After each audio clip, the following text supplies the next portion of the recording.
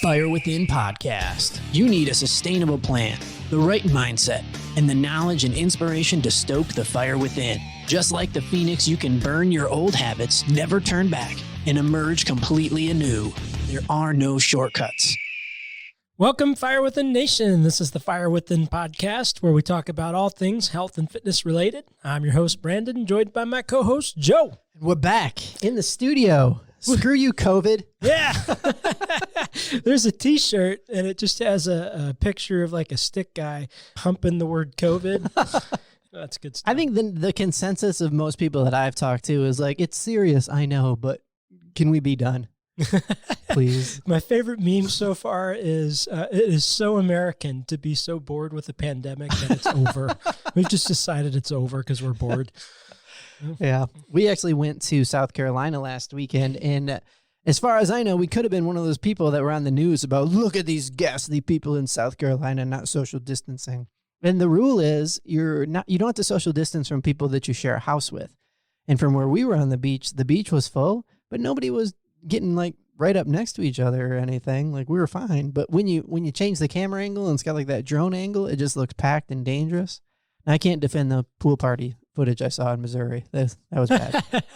If there's plenty of space, I can't imagine it's too much. Not any worse than, Walmart, something like that. Well, I want to talk about this idea of the quarantine 15 that you keep hearing about. I know that for me, I picked up some weight. We stopped working out together, and we started back this week, and it feels good to be working out again. But like all the good habits that I had about like not doing a lot of bread or stuff like that, I'm like, screw it, pizza.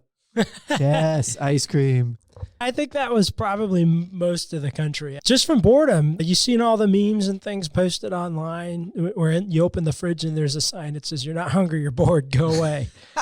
The more time you spend at home, I think the more likely you are, well, I got nothing else to do. That's true. And then you multiply that when the only thing we're allowed to do is go to the grocery store. Right. So we go to the grocery store and we buy a bunch of food that's delicious. Right. Because why not? It's the only thing we can do. My wife and I had gotten into the habit of only purchasing food online, and then they would just drop it off. But they closed that because they couldn't keep up. So now we had to go in the store.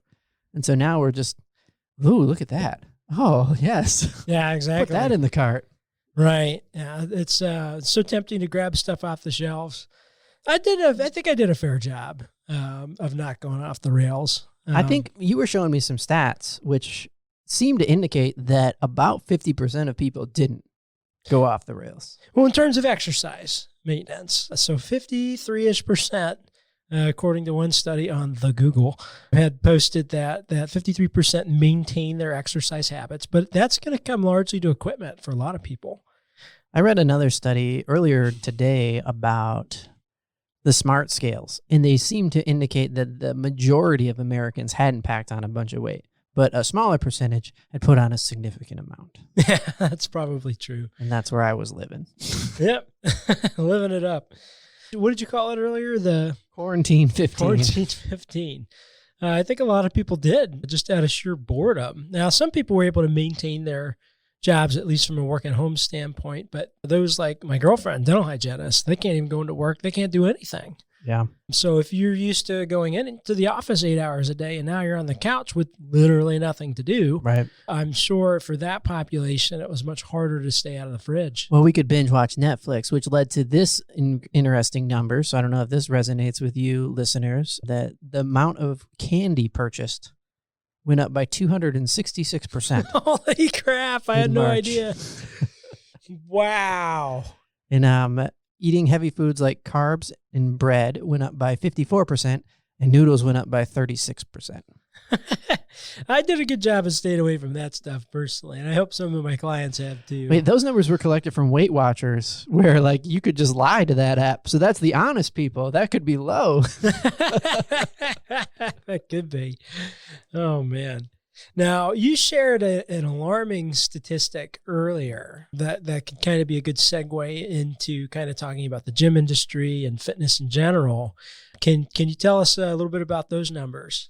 I was reading on this Forbes article here called Fitness Center Sued Over Member Charges. Of course, that's a whole different thing.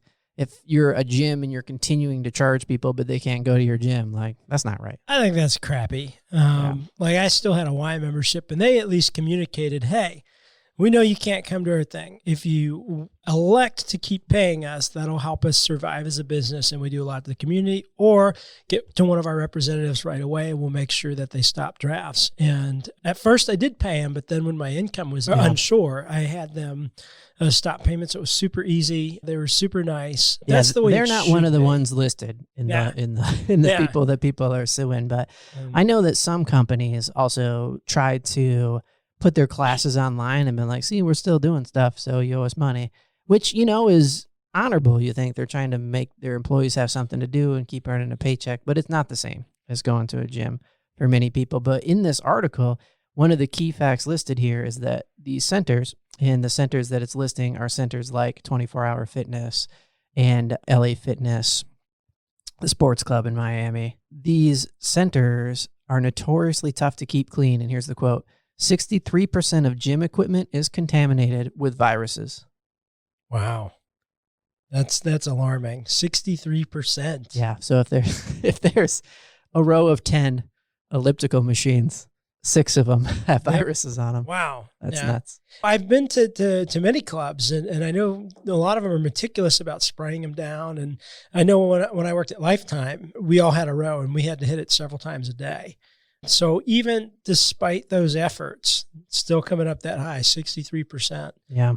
I think in a commercial setting, it is tough to keep things clean like that. I think it's just the volume of people just back to back to back to back, And if they're not being responsible and wiping down their own equipment in between, the deep cleans that the staff does, it could definitely build up. So have you heard from any of your clients, or what do you think the general feeling is from people about not being able to go to the gym? That is a big part of some people's day and some part of their life and their routine. And I know for me, not working out regularly caused me to eat more poorly. And I'll tell you why. We started working out again this week, and I'm eating better. Because there's something in your brain about, like, I didn't work out that hard to eat a freaking cheeseburger and undo everything, Yeah, so I think at the beginning here, I think the willingness of people to go back is going to be way down. I think as time goes on, it'll raise. Because earlier I was actually looking up for live concerts. Like there's a dramatic drop off. No, I'll never go to a concert again. But I think as time goes on and we start to move past that, I think that number will change. Well, a concert is also like you're shoulder to shoulder with everybody. Right, exactly. In a gym, at least you feel like there's a little bit of control over creating your 6-foot bubble. One study I looked at people, what is the likelihood you'd return to a gym? 68% were in the much less likely category.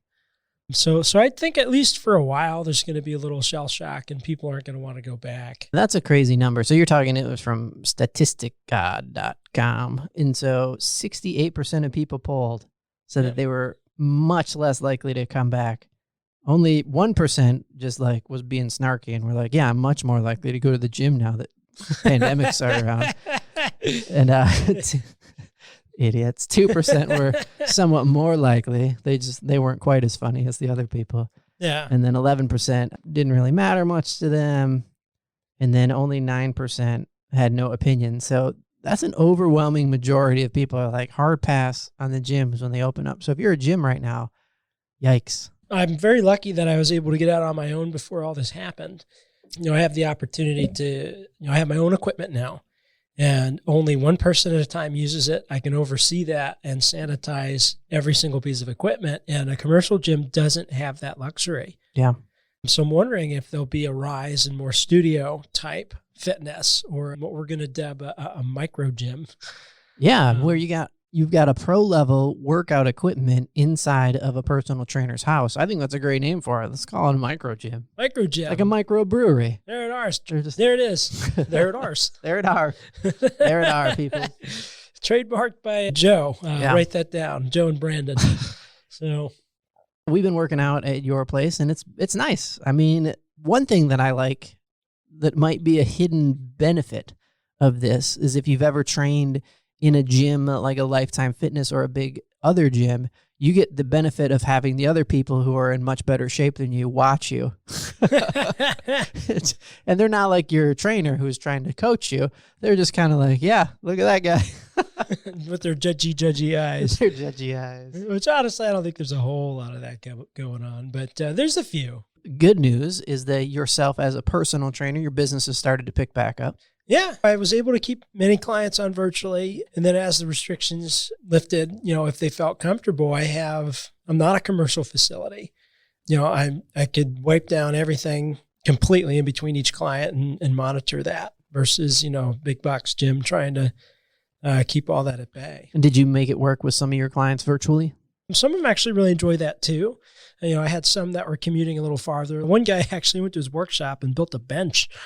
Nice. And like out of wood? Yeah, out of wood. He built a bench. They tell me what they have. I write a program specific to the equipment they have and what their body needs, and we've made it work. You would think that would have been a big challenge for your industry to do virtual workouts pre-COVID-19 because the learning curve for people understanding how Zoom worked and being comfortable with it was like trying to ask people to download a podcast 10 years ago. Now everybody's like Zoom experts. Yeah. I've been using FaceTime and even Skype.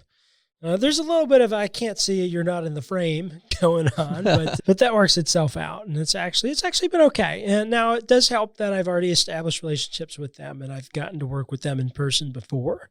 But I do think it would be very doable, even with a new client, to be able to show them the form, explain it, watch them do it, and give them real-time feedback. Right. Yeah.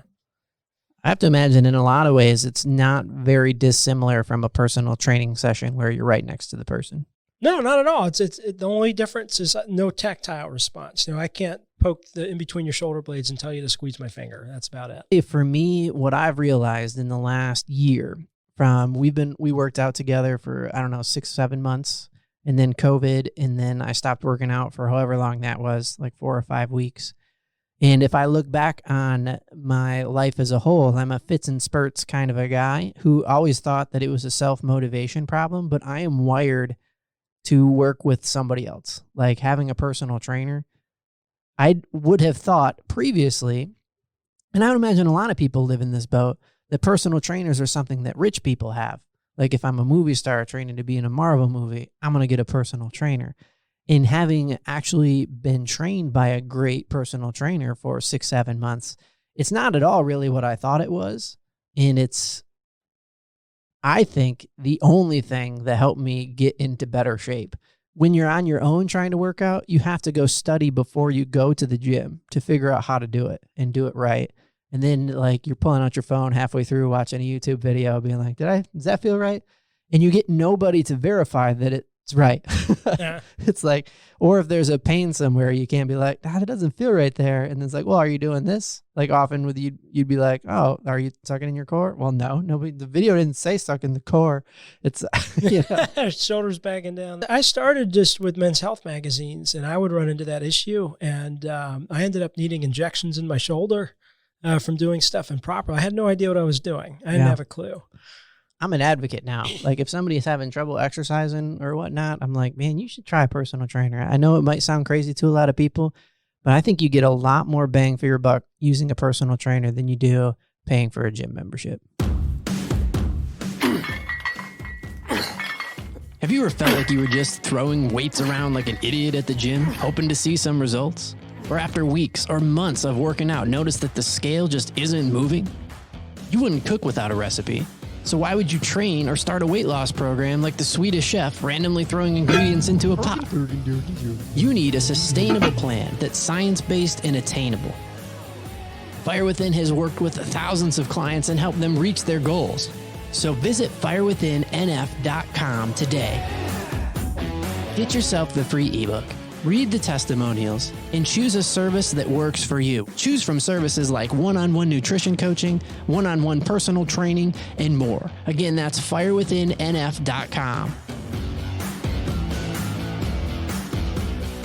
And there's benefits to all of it, but having that one-on-one attention, even if it's just for a short period, if you are somebody that likes to do it, find a trainer that's willing to teach you, not just take you through motions. Yeah. And then if you stay, it's because you like the accountability and the progression, not because you don't know what to do. If you get a trainer like yourself who has a microgym. There you go. That's right.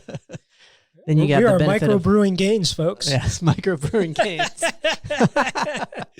That'll be the title of the episode, Microbrewed Gains. Yeah, high gravity gains.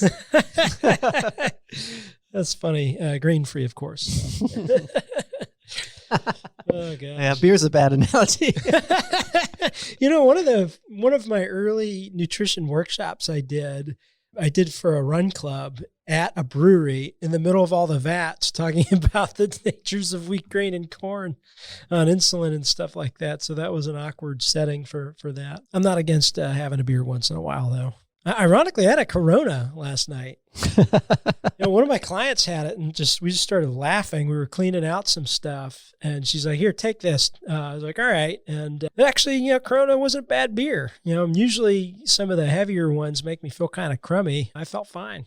So speaking of alcohol, here's an interesting stat, and I'd love to hear your guess on it. Sales of alcohol beverages this quarter versus last year's first quarter. I would think it would mirror what's going on with candy. I'm going to go 2.5 times more. Yeah, it was 55% increase. Yeah. I guess I'm bored day drinking. Let's do it. You've got people with kids at home and they're homeschooling and trying to figure out how to do your job at home. But now that everything's settled a little bit, I think we're hitting a groove. I think my wife is not very excited about returning to full-time office work. She loves her job, but she has been able to accomplish it well from home. And I think she's kind of like finger crossed, like, man, I hope we get to keep doing this. Yeah, I bet a lot of industries start switching more to that. I mean, if the employees are happier and it saves overhead. Right. But I do think there's something for a company getting together, sharing similar ideals in the community aspect too. So I don't know where it's all going to end up. So here's another interesting fact about Corona, the beer. What percentage of people in the United States are drinking during work? Oh, wow. I'm going to say 15%. 36% of men and 26% of women said they drink during work hours at home. Holy crap. That is nuts. Oh, man, drinking on the job. Well, at least they're not operating heavy machinery. Well, you know what? Maybe there's a Zoom call, it's a meeting, and everybody's drinking, and it's like a happy hour. Maybe so. Well, they used to have Beer 30, especially the tech companies. Rockstar Connect are networking groups that happen in our area, and I get a lot of emails from them promoting their 3 martini lunch. I think it's a throwback to like the Don Draper Mad Men kind of days, where it's like there was a wet bar in the corner of the office. Engineers are notorious for having kegs on campus. Yeah. How were you able to kind of keep your personal fitness going? Is it just so ingrained in you that you didn't even have to keep thinking about it? I had to pick up a side job, a side gig to keep the income in to stay afloat. I did some construction, and it actually was Construction's hard work. Yeah, carrying doors and stuff upstairs, and it beat the crap out of me, man. It was tough to be motivated. So it opened my eyes to, when I worked at a gym, it's easy. It's a no-brainer to get my workout in. But people working a full day's job, especially if it's physically demanding, right, to have the motivation to work out after, it's impossible. It's just not going to happen. So the frequency of my workouts did drop off. Right. Instead of 5-6 days a week, it was 2 or 3 days a week. But I was completely spent and wiped out. But I was able to, because of the equipment, I was able to salvage before, right when gyms closed, the day they closed, I panic shopped and I bought dumbbells. And many people did, right? Yeah. Like you had a hard time finding stuff. Yeah. There were a couple of things that as soon as COVID hit, I think people were surprised, and we all know about toilet paper, but gym equipment was one of those things that went like crazy. Also motorcycles, anything having to do with teleconferencing. Yep. Everything was gone. Like the stuff to make your DSLR cameras be web cameras and stuff like that. Gone. Yeah. Yeah. But no, I was able to at least keep up 2 to 3 days a week. But I think the intensity of my workouts went up, and I was actually a little bit more recovered, and I felt like I was getting more out of the workouts. Yeah. Because maybe my frequency was too high earlier. Are you excited about this new potential model for like this micro gym where you're not bound to, like, you're kind of pandemic proof in a sense? Yeah. where you can have people as long as they're willing to come out and come on over. And I mean, I'm sure depending on people's level of comfort, you could wear like a do-rag around your face, so you're not, because they say that the mask is for the protection of other people from droplets and stuff. Did you hear about the CDC study that it's actually pretty hard to catch it from hard surfaces? Yeah, I read that article because people were like wiping down their groceries and stuff. Right. And I was happy to see that because that's like a whole nother level of almost paranoia, but I suppose it's still possible to get. Right. But I was happy to hear that it's not likely. I wonder if COVID-19 is going to be one of those things that we actually really get to understand in hindsight. Like, because it feels like the data is always changing, the numbers are always changing, and we don't have a cure yet. Not knowing what the cure is, we don't fully understand the disease yet. And in hindsight or an autopsy, we'll be able to kind of, this is exactly why it went the way that it did. But it's a little tough not knowing that information now. Yeah. And here's the thing, these things can mutate and there could be other strands of it. And I don't know. I'm curious to see how we deal with it in the future, because I can't imagine shutting down everything every time one of these pops up, depending on the frequency of I don't know how it works. Could people even manufacture this? All the conspiracy theories that this was a manufactured disease. Can they do that? And I think the last real pandemic like that is, although I don't think it's as, I'll have to look it up, but I don't know if it's better or worse, but think of the Spanish flu. They didn't have the same means of tracking it as we do now with all the technology that we have. And so we're going to have a very great understanding in hindsight of where it went wrong and who made what choices incorrectly at what time. But right now it's really tough to make decisions that are wise without the benefit of hindsight. Absolutely.